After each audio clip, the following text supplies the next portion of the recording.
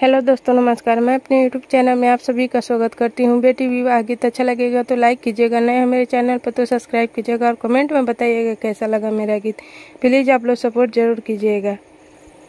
एक कहीं राजावा के चारी गोधियावा हो, चारो जानी भैली से आन, चारो जानी भैली से आन। चारी के बियाह बिये कमरउआ हो, चारो बियाही घरे जास, चारो बियाही घरे जास।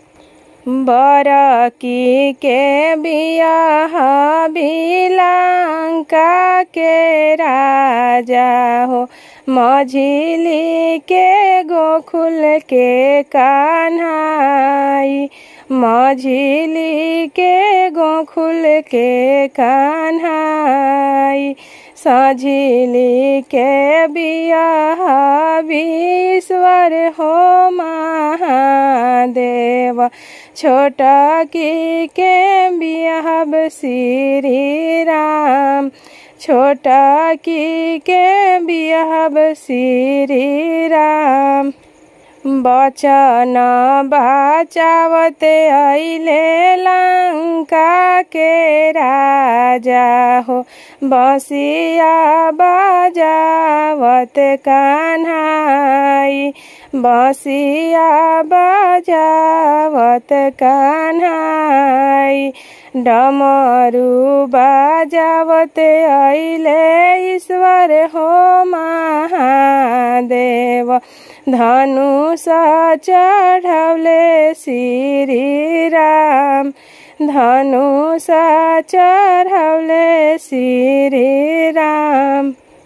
जब बरियतिया गोएरा भिरी आइले हो, गौआ में होई जाला शोर, गौआ में होई जाला शोर। खिड़की चढ़ी के आमानी रे खेली, 10 5 धियवा औरी होश, 10 5 धियवा औरी होश। जब बरियतिया दुआरवा पर आइले हो खेला दहेजवा के बात, हो खेला दहेजवा के बात।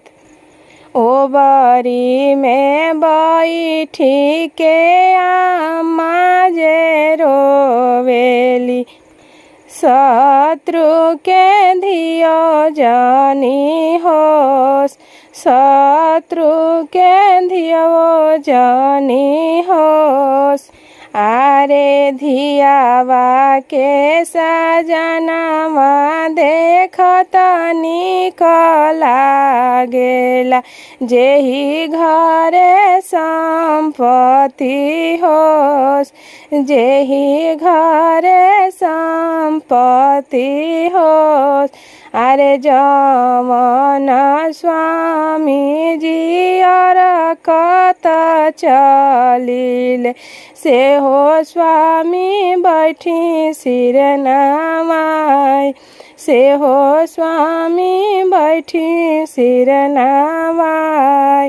एक कहीं राजावा के चारी गोधियावा हो, चारो जानी भैली से आन, चारो जानी भैली से आन।